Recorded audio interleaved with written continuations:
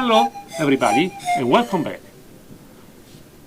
Since the end of the 1st century AD, the Palatine, as you can see here once again, is turned into one palace.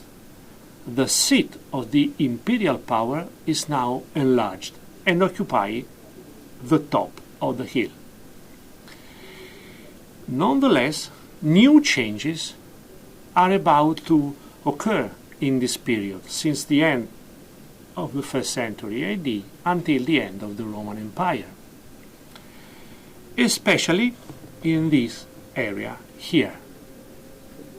We see now a huge palace originated from the public part of the house of the first emperor, with a public part, a private part, and a stadium for the horse races. A new stadium will be built right here, as we can see in a while. This is how the Palatine Palace looked like at the end of the 2nd century AD. An addition here, the new area for the horse races here, and a new temple here. This is the area for the horse races created at the beginning of the 2nd century AD. If you compare the different plans of the 1st century AD here and the 2nd century AD here, you can feel the changing. This part, the lower part of this green area, has been turned into an entirely new monument. And the structures of the rest of this area here and this one stays more or less the same. At the beginning of the 3rd century, an emperor from Africa is acclaimed by the soldiers. So an African man comes to be the emperor of Rome, and he decided to enlarge once again this palace and to create something special in this spot here. This is the point where the people coming from Africa, traveling along the Appian Way, would have reached Rome and would have seen the imperial palace for the first time. So this was the entrance to the residence of the emperor.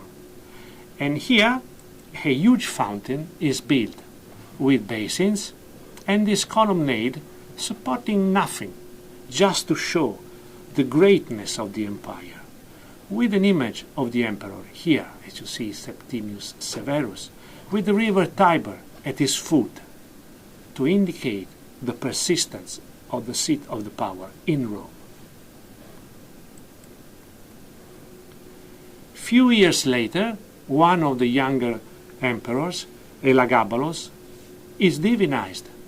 So a new temple is built in this area where Nero, for the first time, had created a pavilion of the imperial palace in the 1st century AD. This is how this temple should have looked like, with porticos all around, and gardens, and the temple right in the middle. Once again, the archaeological features are quite scanty. We have this huge foundation and this part here supporting an upper part of the porticos. But once again, we have images aiding us to imagine how this temple should have looked like. You can see clearly the temple with the gate and the porticos all around, just like we had tried to do here. The entrance, the porticos, and the temple. In the 4th century AD, the empire is turning to be a Christian empire, but at the same time, the power of the emperor is threatened by new addiction to the palace, or transformation of the palace itself, in this area here and in this one here.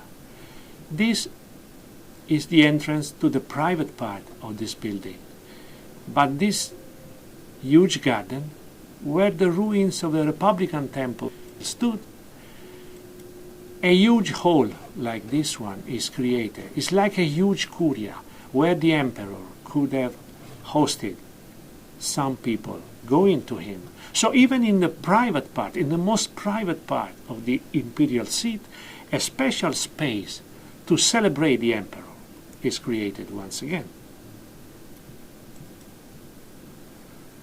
But this huge building had also building for leisure, such as this new therma created in the southwest corner of this palace.